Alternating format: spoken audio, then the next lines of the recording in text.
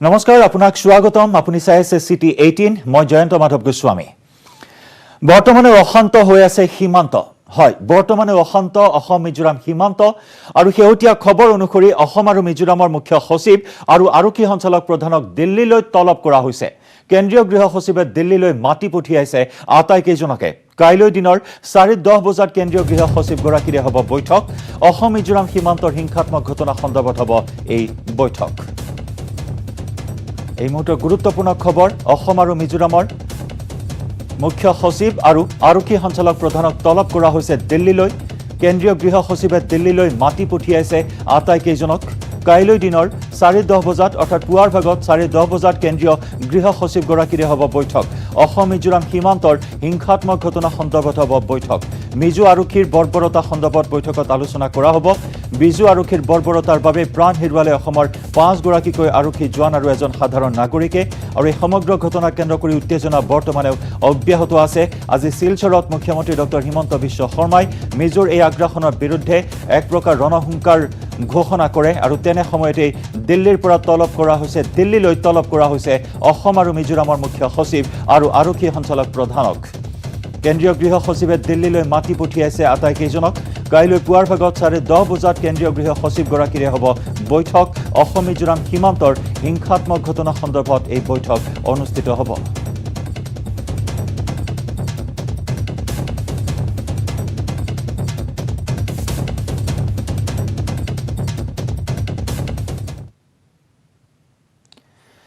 ইফালে লাইলাপুৰ কাণ্ডক লৈ অব্যাহত আছে চেপা উত্তেজনা কাছাৰৰ লাইলাপুৰ সীমান্তৰ পৰা হেউটিয়া পৰিস্থিতি সন্দৰ্ভত এই মুহূৰ্তত আমি সংযুক্ত হম আমাৰ জ্যেষ্ঠ সাংবাদিক বিপুল বৰ্মনৰ সৈতে বিপুল বৰ্মনে আমাক হেউটিয়া সকলো খবৰ জনাব আমি বিপুল বৰ্মনৰ সৈতে এই মুহূৰ্তত পোনপটীয়াকৈ সংযুক্ত হৈছো বিপুল যেহেতু আপুনি গ্ৰাউণ্ড জিৰ' ৰিপৰ্ট এইখিনি মুহূৰ্তত আগবঢ়াইছে ঘটনাস্থলীত উপস্থিত হৈছে মুখ্যমন্ত্ৰী ডক্টৰ হিমন্ত বিশ্ব শৰ্মাও আজি উপস্থিত হয় শিলচৰ মেডিকেল কলেজ হাস্পতালত আৰু তাৰ পিছত সংবাদমেল সম্বোধন কৰি এই আক্ৰমণ সন্দৰ্ভত তীব্ৰ প্ৰতিক্ৰিয়া প্ৰকাশ কৰিছে বৰ্তমান পৰিস্থিতি কেনেকুৱা বিপুল আৰু কি পদক্ষেপ গ্ৰহণ কৰা হৈছে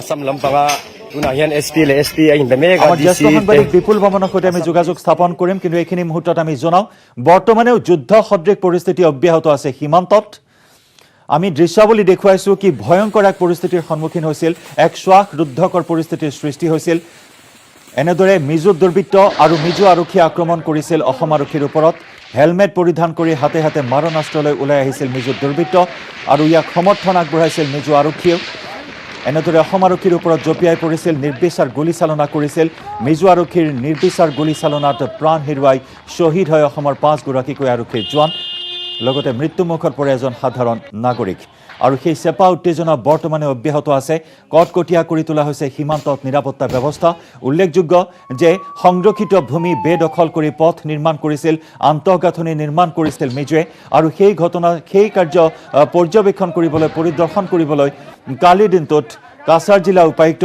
আৰক্ষী অধীক্ষক আৰক্ষী মহাপৰিদৰ্শক আৰক্ষী উপ পৰিদৰ্শককে ধৰি আৰক্ষীৰ এটা বৃহৎ দল উপস্থিত হৈছিল আৰু তেনে সময়তেই আৰক্ষীৰ বাহনলৈ জিলা উপায়ুক্তগৰাকীৰ বাহনত শিলগুটি নিক্ষেপ কৰিছিল আক্ৰমণ কৰিছিল ক্ষতিগ্ৰস্ত কৰিছিল কেইবাখনো বাহনত মিজো দুৰ্বৃত্তই আৰু বিয়লিৰ ভাগত এই পৰিস্থিতি ক্ৰমাৎ জটিল হৈ পৰে আৰক্ষীয়ে পৰিস্থিতি নিয়ন্ত্ৰণ কৰিবলৈ কন্দুৱা গেছ নিক্ষেপ কৰিছিল কিন্তু তেনে সময়তেই মিজো দুৰ্বৃত্ত আৰু মিজো আৰক্ষীয়ে নিৰ্বিচাৰ গুলীবৰ্ষণ কৰে অসম আৰক্ষীলৈ লক্ষ্য কৰি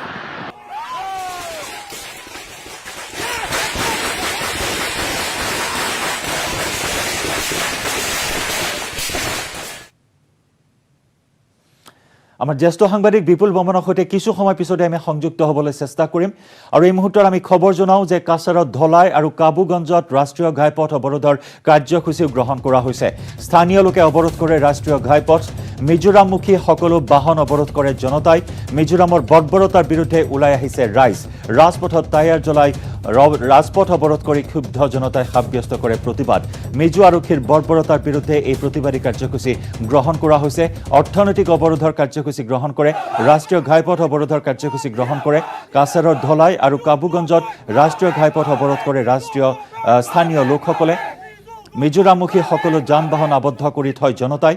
মিজোৰামৰ বৰ্বৰতাৰ বিৰুদ্ধে এনেদৰে ৰাইজ জাঙুৰ খাই উঠিছে। ৰাজপথত টায়াৰ জ্বলাই সাব্যস্ত কৰিছে প্ৰতিবাদ। ক্ষোভিত অসমৰ লোকে ৰাষ্ট্ৰীয় ঘাইপথত আবদ্ধ কৰে মিজোৰাম অভিমুখী ট্ৰাক। কাবুগঞ্জ আৰু ধলাইত মালবাহী ট্ৰাক উভতাই পঠিয়াই অসমৰ উত্তেজিত জনতাই। লাইলাপুৰত অৰ্ধসামৰিক বাহিনী মোতায়েন কৰা হৈছে। মিজোৰামৰ পৰা বাইৰেংটে পাৰ হৈ অহা নাই কোনো মিজো বাহন। এইখিনি মুহূৰ্তৰ খবৰ আমি জনাইছোঁ। লাইলাপুৰত বৰ্তমান অৰ্ধসামৰিক বাহিনী মোতায়েন কৰা হৈছে আৰু মিজোৰামৰ পৰা বাইৰেংটে পাৰ হৈ অহা নাই কোনো মিজো বাহন। আমরা এখানে আছি, আমরা মিজোরাম সীমান্তে যে গণ্ডগোল চলছে এই পরিপ্রেক্ষিতে আমাদের মুখ্যমন্ত্রী যত সময় পর্যন্ত এখানে আসবেন না আমরা ততক্ষণ পর্যন্ত আমরা এই আন্দোলন চলতে থাকব এবং আমাদের যে আসাম পুলিশের যে কয়েকজন নিহত হয়েছেন এবং কয়েকজন যে জখম হয়েছেন তাদের আমার উচিত বিচার আমার পাইতে লাগবে। এই জন্য আমরা আন্দোলন চালাতে থাকবো যত সময় পর্যন্ত আমরা মুখ্যমন্ত্রী এখানে আসবেন না। কোন সময় থেকে আপনারা পদক্ষেপ করবেন? সকাল 8। হাইলাকান্দিত মিজোৰামৰ বিৰুদ্ধে অৰ্থনৈতিক অৱৰোধৰ কাৰ্যসূচী গ্ৰহণ কৰা হৈছে। হাইলাকান্দিত ৰাষ্ট্ৰীয় ঘাইপথ অৱৰোধ কৰে। ক্ষুব্ধ লোকে অৱৰোধ কৰে ৰাষ্ট্ৰীয় ঘাইপথ। মিজোৰামমুখী সকলো বাহন অৱৰোধ কৰিলে জনতাই। মিজোৰামৰ বৰ্বৰতাৰ বিৰুদ্ধে ওলাই আহিল ৰাইজ। শ্বহীদ আৰক্ষী জোৱান এছ বৰভূঞাৰ ঘৰৰ সন্মুখত সাব্যস্ত কৰে প্ৰতিবাদ। ইফালে হাইলাকান্দিতো মিজোৰামৰ বিৰুদ্ধে অৰ্থনৈতিক অৱৰোধৰ কাৰ্যসূচী ৰূপায়ণ কৰা হৈছে। হাইলাকান্দিত ৰাষ্ট্ৰীয় ঘাইপথ অৱৰোধ কৰে ক্ষুব্ধ জনতাই। ক্ষুব্ধ লোকে অৱৰোধ কৰে ৰাষ্ট্ৰীয় ঘাইপথ। মিজোৰামমুখী সকলো যান বাহন অৱৰোধ কৰে জনতাই। মিজোৰামৰ বৰ্বৰতাৰ বিৰুদ্ধে ওলাই আহিছে ৰাইজ। শ্বহীদ আৰক্ষী জোৱান এছ বৰভূঞাৰ ঘৰৰ সন্মুখত এনেদৰে প্ৰতিবাদ সাব্যস্ত কৰে উত্তেজিত জনতাই।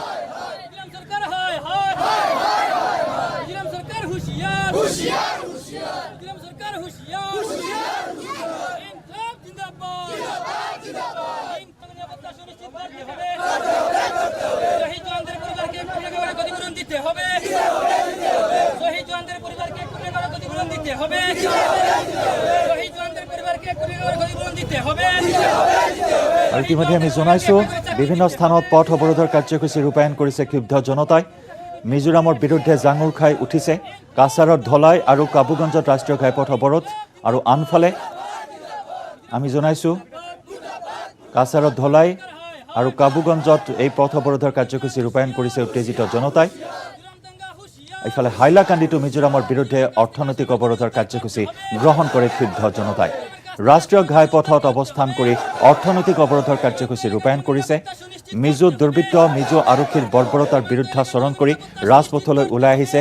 তেওঁলোকে হুংকাৰ দিছে অনিৰ্দিষ্ট কাললৈ অৰ্থনৈতিক অৱৰোধৰ কাৰ্যসূচী ৰূপায়ণ কৰিব। মিজোক একিকণি দিবলৈ এনেদৰে ৰাইজ ৰাজপথলৈ ওলাই আহিছে। ৰাষ্ট্ৰীয় ঘাইপথ অৱৰোধ কৰি মিজোৰাম অভিমুখী প্ৰত্যেকখন বাহন আবদ্ধ কৰি ৰাখিছে ক্ষুব্ধ জনতাই।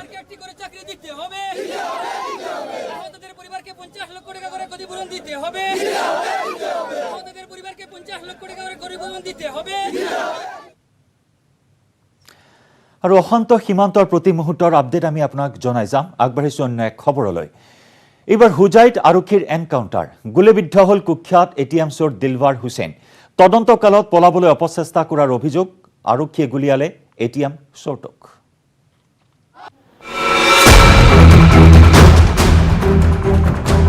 আকৌ এনকাউণ্টাৰ। আৰক্ষীৰ গুলীত আহত কুখ্যাত অপৰাধী দিলৱাৰ হুছেইন।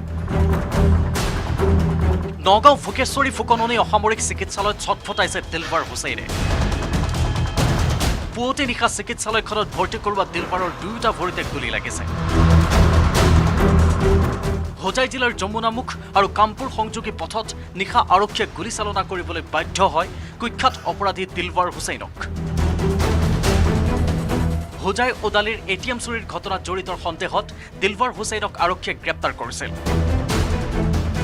নিশা আৰক্ষীয়ে কুখ্যাত অপৰাধীটোক লগত লৈ তদন্ত চলাবলৈ যোৱাৰ সময়ত পলায়নৰ চেষ্টা কৰাৰ বাবে গুলীচালনা কৰে আৰক্ষীয়ে। আৰক্ষীৰ গুলীচালনাত দুয়োটা ভৰিতে গুলী লাগে দিলৱাৰ হুছেইনৰ।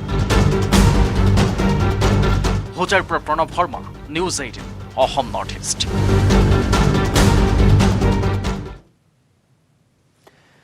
দ্বিতীয়বাৰৰ বাবে গৃহ সমষ্টি শিৱসাগৰত বিধায়ক অখিল গগৈ।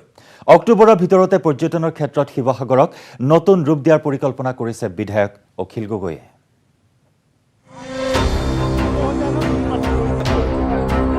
নিৰ্বাচন জয়ৰ পিছত দ্বিতীয়বাৰৰ বাবে শিৱসাগৰত বিধায়ক অখিল গগৈ। অক্টোবৰৰ ভিতৰতে পৰ্যটনৰ ক্ষেত্ৰত শিৱসাগৰক নতুন ৰূপ দিব বিধায়ক অখিল গগৈ। পুৱা শিৱসাগৰৰ পুৰণা পুখুৰী আৰু ন পুখুৰী পৰিদৰ্শন কৰি অখিল গগৈয়ে সদৰি কৰিলে স্পীড বোট, হাত নাও চলাচলেৰে দুয়োটা পুখুৰীকে পৰ্যটন ক্ষেত্ৰ হিচাপে গঢ়ি তোলাৰ পৰিকল্পনাৰ কথা। পুৰণি পুখুৰী আৰু ন পুখুৰী এই পুখুৰী দুটা চোৱা আৰম্ভ কৰিছোঁ, কাৰণ এই পুখুৰী দুটাৰ পাৰত আমি শিৱসাগৰৰ টুৰিজিমৰ দুটা কেন্দ্ৰ বনাব খুজিছোঁ। এটা পুখুৰীত, পুৰণা পুখুৰীটোত যিহেতু চৰাই নপৰে, কিন্তু বহুত ডাঙৰ পুখুৰী, যথেষ্ট এতিয়া লেতেৰা হৈ আছে, সেইটো আমি চাফ চিকুণৰ কাম আৰম্ভ কৰি দিছোঁ। আৰু অক্টোবৰ নৱেম্বৰ মাহত যাতে আমি তাতে পুৰণা পুখুৰীটোত যাতে আমি স্পীড বোট এনেকুৱা ধৰণৰ আৰু বিভিন্ন ধৰণৰ কালচাৰেল শ্ব'বিলাক যাতে তাৰ পুখুৰী পাৰত যাতে কৰিব পাৰোঁ, তাৰ কাৰণে প্ৰচেষ্টা আৰম্ভ কৰিছোঁ। বিধায়কগৰাকীৰ তৎপৰতাত নামদাঙৰ শিলৰ সাঁকোটো স্থানীয় লোকে চাফ চিকুণৰ কাম আৰম্ভ কৰিছে, তাৰো বুজ ল'লে অখিল গগৈ। নামদাং শিল সাঁকো, কাৰণ আহোঁতে মই নামদাং শিল সাঁকোত ৰখাই লৈ তাৰ ওচৰৰ মানুহখিনি গোটাই তাত চাফা কৰিবৰ কাৰণে দায়িত্ব দি আহিছোঁ। তো আজিৰ পৰা চাফাই আৰম্ভ হৈছে, তাত 7-10 দিন লাগিব চাফাই কৰোঁতে।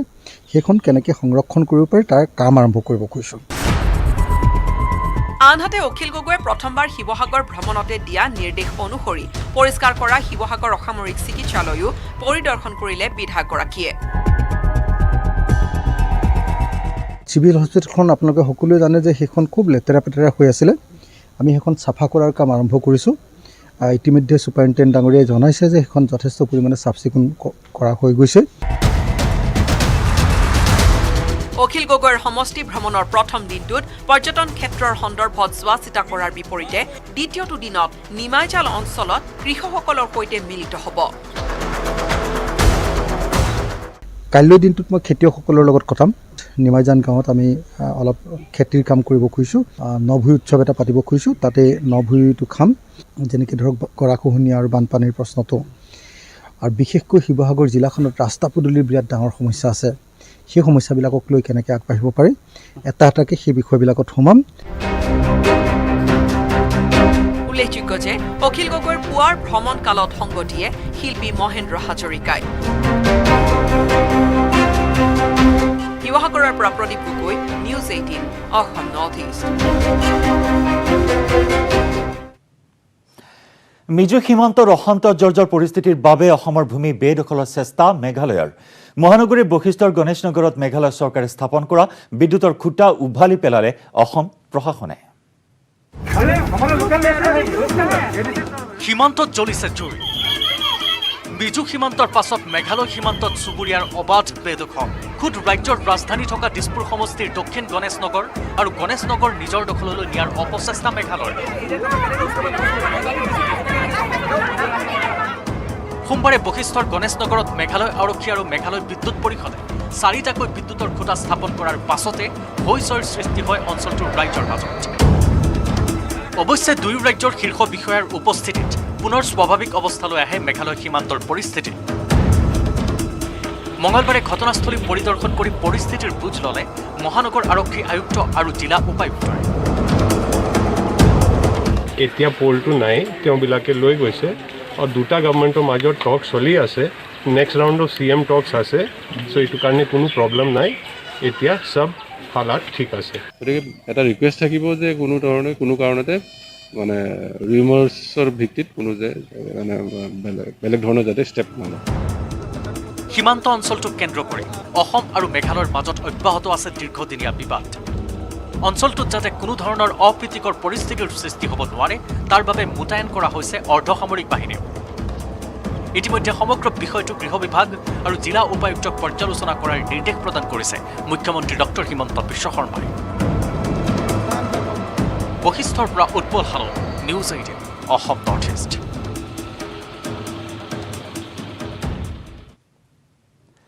খবৰৰ ধাৰা আমি অব্যাহত ৰাখিম। City 18ত সময় এটি বাণিজ্যিক বিৰতিৰ। মাইথান ষ্টীল ইমান ষ্ট্ৰং যে 20% কমকৈ লাগে ষ্ট্ৰং আৰু বুধিয় মাইথান নিৰ্মাণৰ মানদণ্ড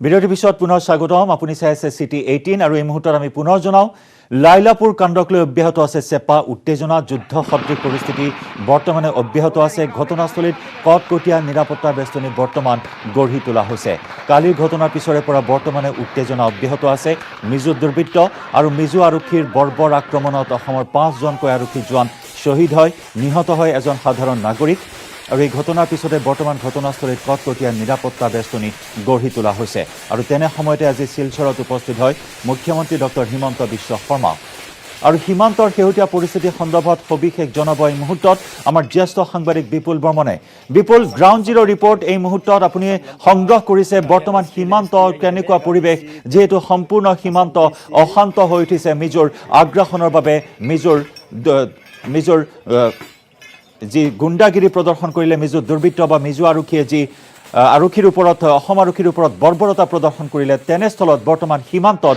কেনেকুৱা ধৰণৰ ব্যৱস্থা গ্ৰহণ কৰা হৈছে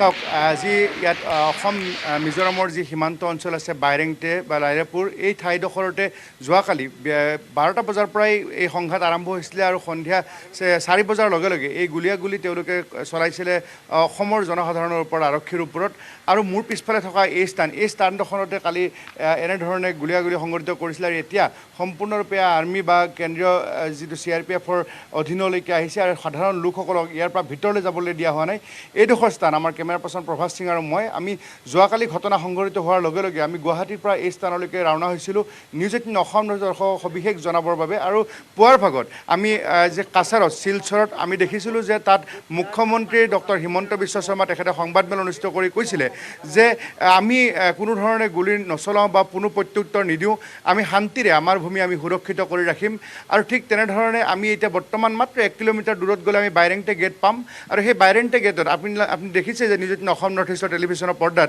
যে ক্ৰমান্বয়ে এই পথটো ওপৰলৈ উঠি গৈছে এতিয়া নেক্সট আছে বাইৰেংটে গেট বাইৰেংটেৰ পৰা অকণমান দূৰ গ'লে আমি পাম কলচিবৰ পৰা দুটলাং হৈ আইজল পায় গতিকে এইটোৱে মূল পথ তেওঁলোকৰ একমাত্ৰ যদি আমি কওঁ যে স্থলপথৰ এইটোৱে ৰাস্তা হয়তো বিমানেৰে তেওঁলোকে লেংপু এয়াৰপৰ্টৰ পৰা তেওঁলোকে যাব পাৰে নতুন দিল্লী বা গুৱাহাটীলৈকে কিন্তু স্থলপথেৰে এইটো ৰাস্তাৰে আহিব লাগিব এতিয়া সম্পূৰ্ণৰূপে বিভিন্ন ঠাইত এই লাইলাপুৰতে হওক বা অন্যান্য স্থান কেইবাটাও স্থানত তেওঁলোকক মিজোৰাম অভিমুখে যিসমূহ ট্ৰাক তেওঁলোকৰ বয়বস্তু খাদ্য সামগ্ৰী কঢ়িয়াই ট্ৰাক আনিছিলে সেই ট্ৰাকসমূহ ইয়াত তাত বিভিন্ন লোকে আবদ্ধ কৰি ৰাখিছে আৰু ঘূৰাই পঠিয়াই দিছে সেই ক্ষেত্ৰতো মুখ্যমন্ত্ৰীয়ে কৈছিলে যে আমি সেই ট্ৰাকসমূহক নিৰাপত্তা দি হ'লেও মিজোৰামলৈ লৈ যাম মিজোৰামৰ কোনো লোকক তেওঁলোকে আমাক বন্দুকৰ গুলিৰে আমাৰ লোকক নিহত কৰিছে কিন্তু আমি তেওঁলোকৰ কোনো লোকক হতাহতি কৰিবলৈ আৰক্ষীক গুলি চলাবলৈ আমি নিৰ্দেশ নিদিওঁ আৰু মিজো ছাত্ৰ ছাত্ৰীসকল অসমৰ বিভিন্ন প্ৰান্তত য'ত পঢ়ি আছে তেওঁলোককো আমি সুৰক্ষা দিম মুঠৰ ওপৰত তেখেতে কৈছিলে যে শান্তিৰ মাজেৰে আমি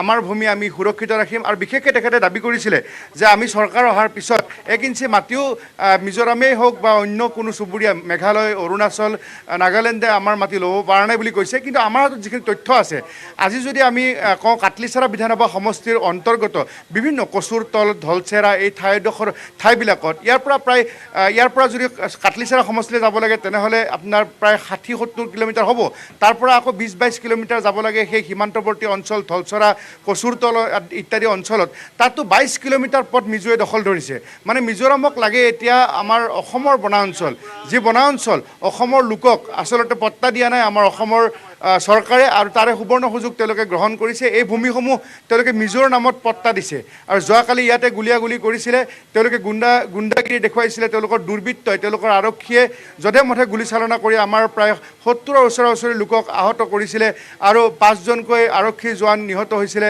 SP গুলীবদ্ধ হৈছিলে সাধাৰণ লোক নিহত হৈছিলে আৰু এই ঘটনাৰ পিছতে হাফলঙৰ পৰা ততাতৈয়াকৈ আহি মুখ্যমন্ত্ৰী হিমন্ত বিশ্ব শৰ্মাই শিলচৰত আহি কাছাৰত আহি উপস্থিত হৈ গোটেই ঘটনাৰ বুজ লৈছিলে তাৰপিছত তেখেতে পুনৰ হেলিকপ্টাৰেৰে উভতি গৈ এতিয়া গুৱাহাটীত তেখেতে আছে তেখেতে কৈছে যে আমি গৃহমন্ত্ৰীৰ সৈতে আলোচনা কৰিম জোৰামথাঙাই বাৰম্বাৰ তেখেতক মাতি আছে আইজললৈ কৈছে মই আইজললৈ এই মুহূৰ্তত নাযাওঁ, কাৰণ আপুনি কৈছে যে আই এম ভেৰি মাছ চৰি, আই এম ভেৰি মাছ চৰি বুলি তেখেতে চৰি বুলি কৈছে অসমৰ মুখ্যমন্ত্ৰীক। কিন্তু এই গোটেই সমস্যাটো আলোচনা বিলোচনা বিশেষকৈ ছেটেলাইটেৰে গোটেই মানচিত্ৰবিলাক সীমা সমস্যাটো সমাধান কৰিব বিচাৰিছে। কিন্তু আগতে যি কৈছিলে আমাৰ মুখ্যমন্ত্ৰীয়ে যে আমি আইজললৈ যাম, সেই আইজললৈ যোৱা তেখেতৰ যি প্ৰগ্ৰেম আছিলে সেই প্ৰগ্ৰেম বাতিল কৰিছে। ময়ে প্ৰশ্ন কৰিছিলোঁ আজি সংবাদমেলত যে আপুনি এতিয়া আইজললৈ যাবনে? তেতিয়া মুখ্যমন্ত্ৰীয়ে কৈছিলে যে এতিয়া আৰু আইজললৈ যোৱা বাতাবৰণ নাই। সেই কথাটো তেখেতে ঘোষণা কৰিছিলে। তাৰপিছত তেখেতে সেই সময়ত সাহস বিৰোধী বিভিন্ন বিধায়ক, বিশেষকৈ সোণাই সমষ্টিৰ কৰিমুদ্দিন বৰভূঞা বা ধলাই সমষ্টিৰ পৰিমল শুক্লবৈদ্য, দীপায়ন চক্ৰৱৰ্তী শিলচৰ সমষ্টিৰ, তাৰপিছতে আমি কৌশিক ৰায়জোদী আছে লক্ষীপুৰ সমষ্টিৰ, আলগাপুৰৰ নিজামুদ্দিন চৌধুৰী, আপোনাৰ কাটিগড়া সমষ্টিৰ বিধায়ক, আৰু আমি কাটলিচেৰা সমষ্টিৰ সুজামুদ্দিন লস্কৰ, এই গোটেই বিধায়কসকল বা প্ৰাক্তন বিধায়ক MP সকলোবিলাকে আজি মুখ্যমন্ত্ৰীৰ সৈতে ছাটোৰ দৰে লাগি আছিলে। আৰু তেখেতসকলে সকলোৱে বিচাৰিছে যে মিজোৰামে বিভিন্ন দিন যেনেধৰণে আগ্ৰাসন চলাই আহিছে অসমৰ ভূমিত, এয়া সম্পূৰ্ণৰূপে সমাপ্ত হ'ব লাগে। আৰু আমি কেমেৰা পাৰ্চন প্ৰভাত সিং আৰু মই আমি এই দুৰ্গম স্থানত আমি বিভিন্ন ধৰণে আমাৰ এক্সক্লুচিভ ভিজুৱেলৰ আমি নিউজ অসমৰ দৰ্শক আমি দেখুৱাই আহিছোঁ। জয়ন্ত, নিশ্চয় বিপুল, যেহেতু আপুনি এক্সক্লুসিভ দৃশ্য বুলি এই মুহূৰ্তত আমাক দেখুৱাই আছে বা গ্ৰাউণ্ড জিৰ' ৰিপৰ্ট সংগ্ৰহ কৰিছে, মুখ্যমন্ত্ৰী ডক্টৰ হিমন্ত বিশ্ব শৰ্মাও আজি এক প্ৰকাৰ ৰণহুংকাৰ ঘোষণা কৰিছে। তাৰ মাজতে কৈছে যে শান্তি বৰ্তাই ৰখা হ'ব সীমান্তত, কেতিয়াও অশান্তিৰ পন্থা হাতত নলয় অসমে। আৰু তাৰেই পৰিচয় দিছিল কালিৰ দিনটোতো কোনো ধৰণৰ হিংসাত্মক ঘটনাৰ আশ্ৰয় লোৱা নাছিল, যাৰ পৰিৱৰ্তে কিন্তু মিজোৱে সম্পূৰ্ণ বিপৰীতমুখী এটা স্থিতি গ্ৰহণ কৰা পৰিলক্ষিত হৈছিল। শেহতীয়াকৈ উল্লেখ কৰা হৈছে যে এই সমগ্ৰ বিবাদ নিষ্পত্তিৰ বাবে প্ৰায় 5 বছৰৰ প্ৰয়োজন হ'ব। আৰু তাতোকৈ গুৰুত্বপূৰ্ণ কথা যে গৃহ সচিব, মুখ্য সচিব আৰু DGP কাইলৈ দিল্লীলৈ তলব কৰা হৈছে গুৰুত্বপূৰ্ণ আলোচনাৰ বাবে।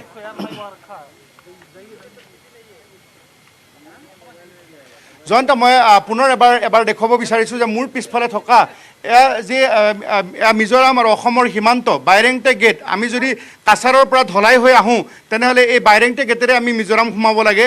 এয়া হ'ল মূল প্ৰৱেশদ্বাৰ। আৰু ক'ৰবাত মই যেনেকৈ কৈছোঁ যে কাটলিচেৰা ধলচৰা সেইফালে কিছু ৰাস্তা আছে, কিন্তু সেইবোৰ আচলতে মূল পথ নহয়, যাতায়াত ব্যৱস্থা নাই।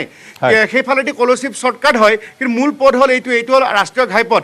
সেই ওপৰৰ পৰা যিবোৰ ঘন জংঘল দেখিছে তাৰ পৰা তেওঁলোকে গুলী বৰ্ষণ কৰিছিলে, গুলী চলাইছিলে, আৰু সেই গুলীত আহত হৈছিলে, বহু লোক নিহত হৈছিলে। শেষত জানিব বিচাৰিম ধলাই, কবিগঞ্জ বা হাইলাকান্দি বিভিন্ন স্থানত পথ অৱৰোধৰ কাৰ্যসূচী ৰূপায়ণ কৰা হৈছে।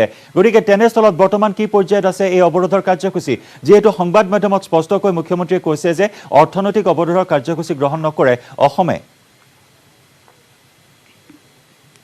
চাওক, আপুনি অত্যন্ত গুৰুত্বপূৰ্ণ প্ৰশ্ন কৰিছে যে অৰ্থনৈতিক অৱৰোধ হ'বলৈ নিদিওঁ, আমি নিৰাপত্তা দি হ'লেও যি মিজোৰামলৈ খাদ্যবস্তুসমূহ ট্ৰাক আমি নিৰাপত্তা দি হ'লেও লৈ যাম বুলি কৈছিলে।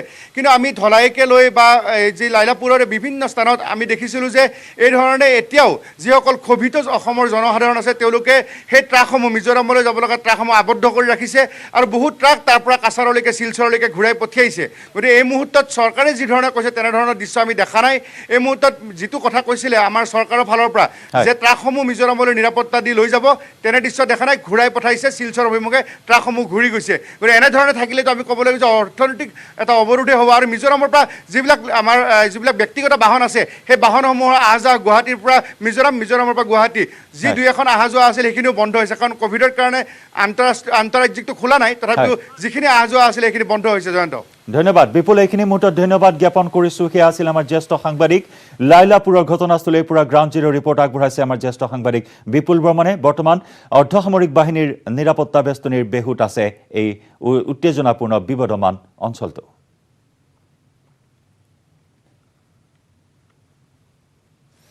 আৰু এনেদৰে লাইলাপুৰ কাণ্ডক লৈ অব্যাহত আছে উত্তেজনা। অসমৰ 1 ইঞ্চি ভূমিও এৰি দিয়া নহ'ব। শিলচৰত উপস্থিত হৈ এই হুংকাৰ মুখ্যমন্ত্ৰী ডক্টৰ হিমন্ত বিশ্ব শৰ্মাৰ। সোমবাৰে মিজো আৰক্ষীৰ গুলীত শ্বহীদ হয় অসম আৰক্ষীৰ 5জনকৈ জোৱান।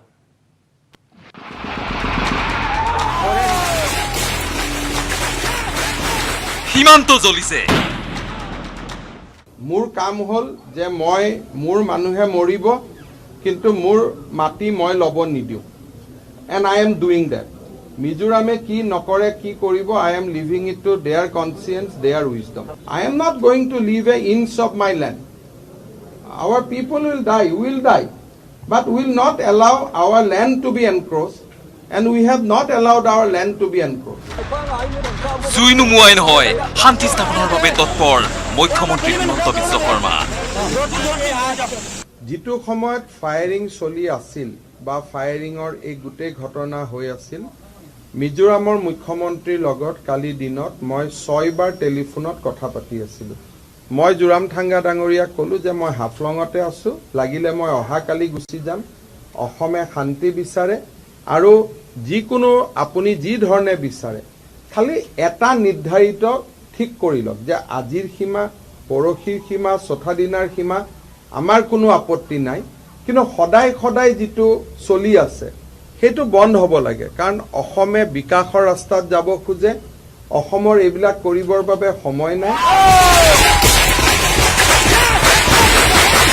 অসম মিজোৰাম সীমান্তৰ কাছাৰ জিলাৰ এইখন লাইলাপুৰ।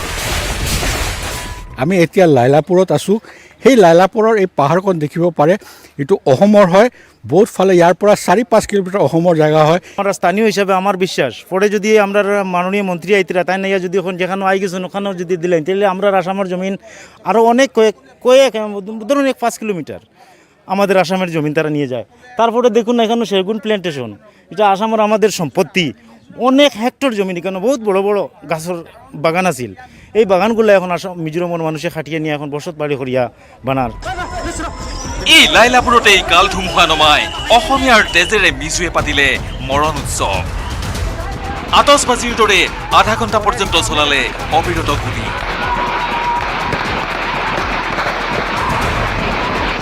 নিহত হ'ল 6 আৰক্ষী জোৱান, আহত হ'ল আন 42 গৰাকী জোৱান। যোৱা এমাহ ধৰি বৰাক উপত্যকাৰ কৰিমগঞ্জ, হাইলাকান্দি আৰু শিলচৰত এই ধৰণৰ ঘটনা ঘটি আছে। যোৱা 25 তাৰিখে আমাক DFO শিলচৰে আমাক এটা ৰিপৰ্ট দিয়ে যে তেওঁলোকে যিটো আমাৰ ইনাৰ লাইন ফৰেষ্ট আছে, সেই ফৰেষ্টৰ ভিতৰত নতুনকৈ এটা ৰাস্তা বনাবৰ কাৰণে আৰম্ভ কৰে। তেতিয়া আমাৰ DC, DIG, IGP আমাৰ গোটেই মানুহখিনি তাতে যায় আৰু যাওঁতে দেখা পায় যে অকল ৰাস্তা এটাই বনোৱাই নহয়, তাত নতুনকৈ পুলিচৰ চকীও তাত প্ৰতিষ্ঠা কৰা হৈছে।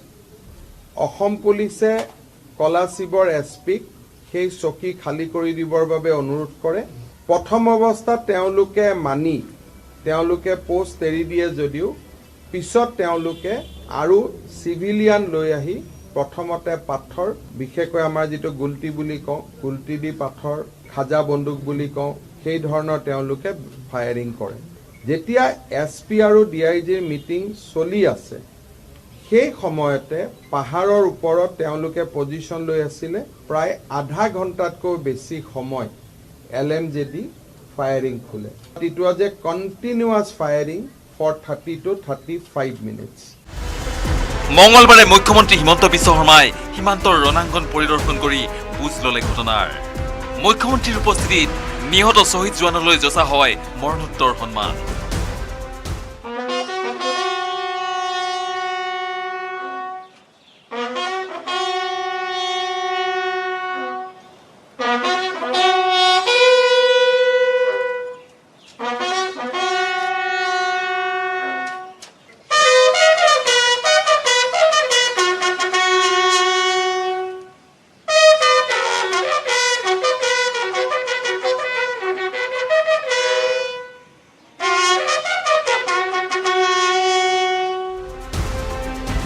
এই ঘটনাত দুখ প্ৰকাশ কৰি নিহত প্ৰতিগৰাকী ব্যক্তিৰ পৰিয়ালক 50 লাখ টকাৰ লগতে পৰিয়ালৰ এজন লোকক চাকৰি দিয়াৰ কথা ঘোষণা কৰিছে মুখ্যমন্ত্ৰীয়ে। আনহাতে আহত 42 জন জোৱানক 1 লাখ টকাকৈ অৰ্থ সাহায্য প্ৰদানৰ ঘোষণা ৰাজ্য চৰকাৰৰ। আমাৰ অসম আৰক্ষীৰ যি 5 গৰাকী জোৱানৰ মৃত্যু হ'ল, প্ৰতিগৰাকী জোৱানৰ পৰিয়াললৈ মই 50 লাখ টকাৰ একোটা আৰ্থিক সাহায্য ঘোষণা কৰিছোঁ আৰু তেওঁলোকৰ পৰিয়ালত আমি এটাকৈ চৰকাৰী চাকৰি দিম।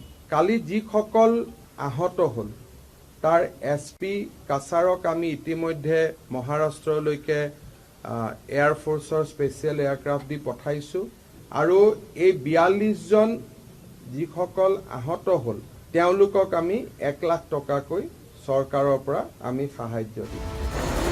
কেন্দ্ৰীয় গৃহমন্ত্ৰী অমিত শ্বাহৰ ভ্ৰমণৰ এদিন পিছতেই এইদৰে মিজোৰামে কেন্দ্ৰীয় চৰকাৰৰ নিৰ্দেশ উলংঘা কৰি অসমৰ ওপৰত চলোৱা আক্ৰমণক লৈ এতিয়া সৰ্বত্ৰে উৎসাহিত হৈছে ধিক্কাৰ বাণী। অনিৰুদ্ধ লস্কৰ আৰু বিপুল বৰ্মনৰ সহযোগত bureau report news 18 north east. ইমান ষ্ট্ৰং যে 20% কমকৈ লাগে। ষ্ট্ৰং আৰু বুদ্ধিয় মাইথান নিৰ্মাণৰ মানদণ্ড।